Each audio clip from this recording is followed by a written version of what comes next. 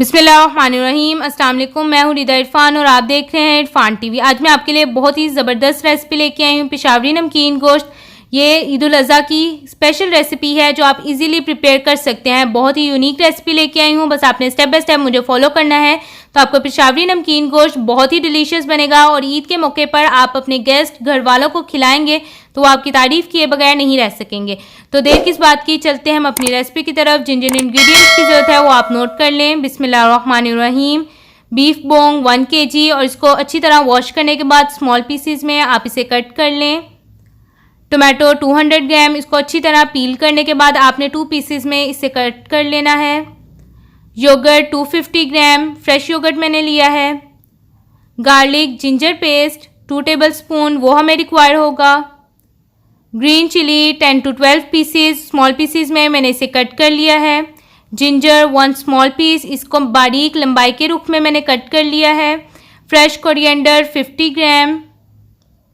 Salt 1 tablespoon, इसकी quantity आप अपने टेस्ट के मुताबिक कम ज़्यादा कर सकते हैं। Black pepper powder 1 tablespoon. Oil 1/4 cup. बिस्मिल्लाहिर्रहमानिर्रहीम। एक कढ़ाई ले लें, उसके अंदर आपने 1/4 कप ऑयल ऐड कर देना है। फ्लेम आपने मीडियम रखनी है। जब ऑयल मीडियम गर्म हो जाए तो उसके अंदर आपने गार्लिक जिंजर पेस्ट 2 टेबलस्पून वो ऐड कर देना है। 2 tablespoon garlic ginger paste add करने के बाद आपने स्पून के साथ 2 to 3 मिनट्स के लिए मीडियम फ्लेम पे इसे फ्राई करना है और कंटिन्यूस आपने स्पून के साथ इसको मिक्स कर लेना है ताकि जो सा गार्लिक जिंजर पेस्ट मैंने इसके अंदर ऐड किया है वो ऑयल के साथ अच्छी तरह मिक्स हो जाए। उसके बाद बीफ बोंग जो स्मॉल पीसीज में मैंने कट कर ली थी वो आपने इसके अंदर ऐड कर देनी है।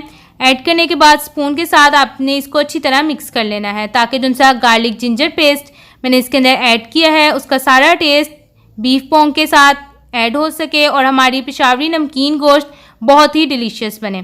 तो आपने अच्छी तरह इसको मिक्स करना है। उसके बाद 5 to 7 मिनट्स के लिए मीडियम फ्लेम पे आपने इसको फ्राई होने के लिए रख देना है। ये देखिए इसका कलर चेंज हो रहा है, इसका मतलब है ये कुक होना शुरू हो गई है। तो आपने अच्छी तरह इसको 5 to 7 मिनट्स के लिए फ्राई होने के लिए रख देना है। उसके बाद सॉल्ट 1 टेबलस्पून वो आप इसके अंदर ऐड कर दें। ब्लैक पेपर पाउडर 1 टेबलस्पून वो ऐड कर दें इसके अंदर। टोमेटो जो 2 पीसेज में मैंने इसे कट कर लिया था वो आपने इसके अंदर ऐड कर देना है। उसके बाद ग्रीन चिली जिसको स्मॉल पीसेज में मैंने कट कर लिया था वो ऐड कर दें। ये सब चीज़ें ऐड करने के बाद आपने स्पून के साथ अच्छी तरह इसको मिक्स कर लेना है ताकि सॉल्ट और ब्लैक पेपर का जो सारा टेस्ट है वो बीफ बोंग के अंदर ऐड हो सके और जो हमने टोमेटो इसके अंदर ऐड किए हैं उससे पेशावरी नमकीन गोश्त की जो ग्रेवी है वो बहुत ही टेस्टी बने और ग्रीन चिली से जो सी पेशावरी नमकीन गोश्त का टेस्ट है वो बहुत ही अच्छा डेवलप होगा और वो बहुत ही मज़ेदार बनेगी। तो आपने अच्छी तरह इसको स्पून के साथ मिक्स कर लेना है। उसके बाद आपने वाटर 1 ग्लास वो इसके अंदर ऐड कर देना है ताकि जो सा हमने इसके अंदर बीफ बोंग ऐड किया है वो अच्छी तरह इस पानी के अंदर कुक हो जाए और जो सी ग्रेवी है जो टमाटो से ग्रेवी बनेगी वो भी अच्छी तरह प्रिपेयर हो जाए। तो अब मैं इसको कवर को रिमूव कर दूंगी। ये देखें इसके ऊपर जो हमने बॉयल के लिए रखा था बबल्स आना शुरू हो चुके हैं और 20% जो सी बीफ बोंग है वो कुक हो चुकी है। तो अब हम इसे दोबारा कवर करके 4 to 6 मिनट्स के लिए मीडियम फ्लेम पर कुक करेंगे, फ्राई करेंगे। तो ये देखें 4 to 6 मिनट्स गुजर चुके हैं। अब आपने स्पून के साथ जो से टमाटो हैं वो अब इतने नरम हो चुके हैं कि अगर आप स्पून के साथ इसको मैश करेंगे तो ये सारे मैश हो जाएंगे। तो आपने स्पून के साथ अच्छी तरह इसको मैश करना है ताकि पेशावरी नमकीन गोश्त की जो सी ग्रेवी है वो इजीली प्रिपेयर हो सके और उसका टेस्ट बहुत ही अच्छा डेवलप हो। उसके बाद आपने कवर लगाकर 20 मिनट्स के लिए इसे लो फ्लेम पे कुक होने के लिए रख देना है। हमने जितना भी इसका पानी है वो सारा हमने कम करना है, खुश्क करना है। तो ये देखिए इसके ऊपर बबल्स आना शुरू हो गए हैं। 20 मिनट्स गुजर चुके हैं। अब हम इसके अंदर योगर्ट 1 बाउल वो ऐड करेंगे।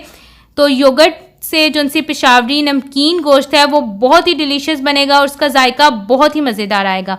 तो योगर्ट ऐड करने के बाद आपने इसको अच्छी तरह स्पून के साथ मिक्स कर लेना है। फिर आपने कवर करके 15 मिनट्स के लिए लो फ्लेम पे इसे कुक होने के लिए रख देना है। अब जितना इसके ऊपर पानी है वो सारा हमने खुश्क करना है और हमने ग्रेवी बनानी है। तो हमने नमकीन गोश्त बना रहे हैं, उसके लिए हमने इसका देखिए सारा पानी खुश्क कर लिया है। तो ये देखने में तो बहुत ही ज़बरदस्त लग रहा है। मेरा तो अभी से दिल कर रहा है कि मैं इसे खा लूँ, लेकिन अभी ये मुकम्मल तैयार नहीं हुआ। तो आपने स्पून के साथ इसको अच्छी तरह मिक्स करना है। लो फ्लेम पे ही आपने इसको रेडी करना है। आपने इसकी फ्लेम ज़्यादा तेज़ नहीं करनी। अब बटर 1 टेबलस्पून वो आप इसके अंदर ऐड कर दें।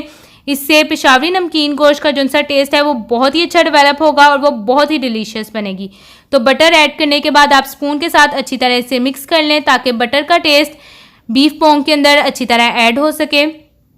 उसके बाद जिंजर जो मैंने स्मॉल पीसीज में लंबाई के रुख में कट कर ली थी वो आपने इसके अंदर ऐड कर देनी है। फ्रेश कोरिएंडर वो गार्निशिंग के लिए आप इसके ऊपर ऐड कर दें। Black pepper powder half table spoon वो भी इसके अंदर ऐड कर दें। ऐड करने के बाद आप इसको कवर करके 2 मिनट्स के लिए लो फ्लेम पे रख दें, यानी दम के लिए आप इसको रख दें। 2 मिनट्स गुजर चुके हैं, अब आप इसका कवर रिमूव कर लें। ये देखिए बहुत ही टेस्टी लग रही है। अब आप इसको स्पून के साथ अच्छी तरह मिक्स कर लें। देखिए इसका पानी भी सारा खुश्क हो चुका है और इसके ऊपर ऑयल आ चुका है। इसका मतलब है हमारी पेशावरी नमकीन गोश्त अब बिल्कुल रेडी है।